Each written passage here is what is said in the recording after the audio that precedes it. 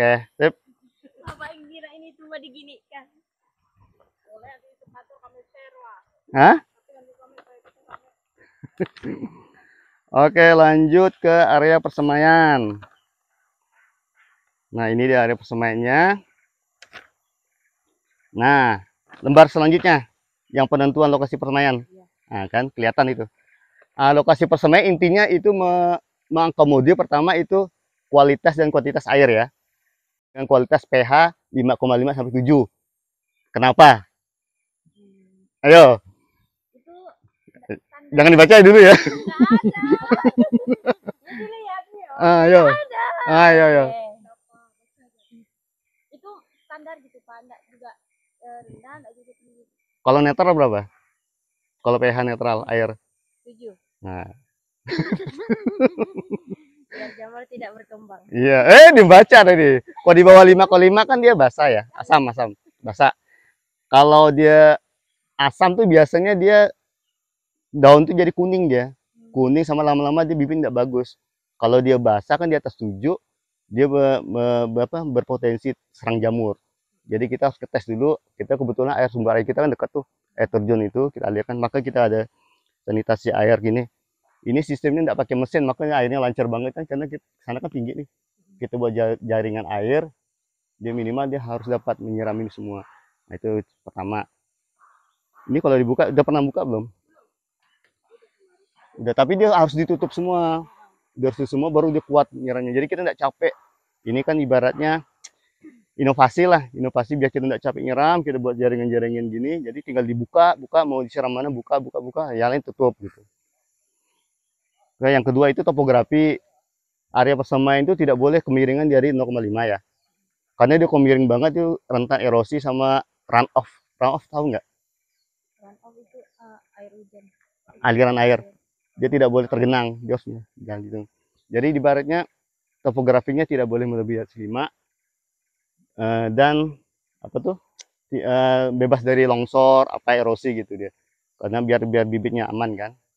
Itu yang ketiga itu ukurannya luas. Kalau ukuran luas mah menyesuaikan dengan kondisi. Karena kita perlu penanamannya sekitar kemarin kita perlu tuh 60.000 bibit. Jadi kita tinggal ngitung dengan hitung-hitungannya ada kan. Dengan polybag berapa, dengan bedding berapa, ini ada hitungannya semua. Tidak sembarangan kita buat, kita baru enggak, harus dihitung dari polybag yang kita sediakan berapa. Dalam satu ini perlu dapat berapa bibit, tinggal dikalikan. Oh dapat sekian 60.000 bibit, berarti luasannya berapa meter persegi? Ya, kebetulan ini 30 kali 19, ada 700-an meter persegi. Untuk ukuran luasnya sesuaikan kondisional. Habis itu baru aksesnya harus memperhitungkan juga. Percuma kalau buat pembibitan jauh di dalam cuma capek meliharanya. Nah kalau sini kan kebetulan ada kantor kita, akses dekat, sumber air dekat, sumber bibit pun dekat di atas, sama tenaga kerja pun dekat di kampung. Kebetulan mereka tinggal di sini. Yang kayak Bang Demos, siapa? Kenal nggak tadi satu gitu? Si Gusti, baju putih, Pak Marutin. Ada satu lagi Pak Suban lagi sakit. Itu harus dipertimbangkan juga tuh. Pokoknya aksesnya, segala itunya. Untuk akses air, akses sumber bibit, tenaga kerja harus dipertimbangkan. Oke, habis itu lanjut kita, ini contoh untuk pedoman. Kan kelihatan tuh gambarnya tuh. Nah, cuma kita nggak bisa sesuai dengan ini, tapi harus mengacu pada ini. Nah, ini kan segala ada bedeng, ada pondok produksi, pondok sapi, gitu. Semuanya bisa kelihatan dari sini. Nanti kalian membuat laporan bisa dari sini. Tapi ini menggambarkan aja antara pedoman dengan realnya apakah sama atau berbeda gitu. Bisa kelihatan. Nah, selanjutnya setelah sapras, baru kita penyediaan bibit. Masuk ke penyediaan bibit. Oke, habis itu pertama media tanam. Media tanam juga harus memperhatikan kondisi tanah yang ideal. Utamakan tanahnya itu jangan harus memiliki aerasi atau infiltrasi yang baik untuk air. Jangan dia tanahnya yang padat banget. Kayak tanah merah itu nggak bagus sebenarnya untuk persemaian. Dia kan padat tuh. Nanti kalau airnya kita siram, dia akan ini dia apa? Angin airnya akan di sini. Jadi nanti tidak infiltrasinya nggak kurang bagus aerasi untuk penyerapannya. Nanti dia malah buat akarnya akan mati, akan busuk. Jadi mati. Jadi harus ada aerasi, infiltrasinya bagus. Jangan agak lempung. Agak lempung itu ibaratnya tidak padat gitu ya. Nah, tapi untuk media tanam itu juga harus dibedain.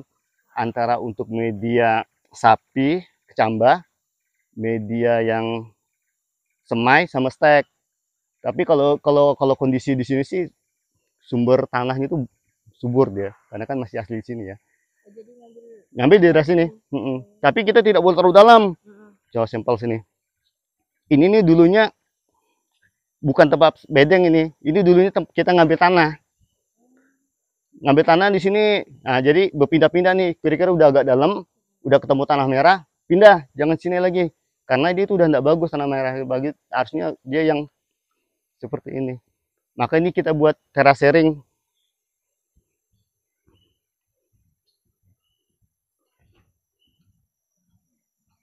Nah, ini kan tanah hitam nih. Pokoknya yang hitam itu yang bagus.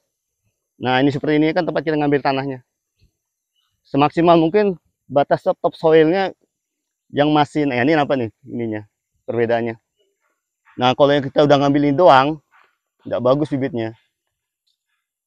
Dicampur nggak apa-apa, tapi kalau kita ngambil ini plus ini, yang ada yang bilang ini bagus banget. Ini unsur haranya tinggi. Ngambil ini serasanya. Nah, ini. Jadi yang hitam. Iya, yang agak hitam. Yang hitam gini.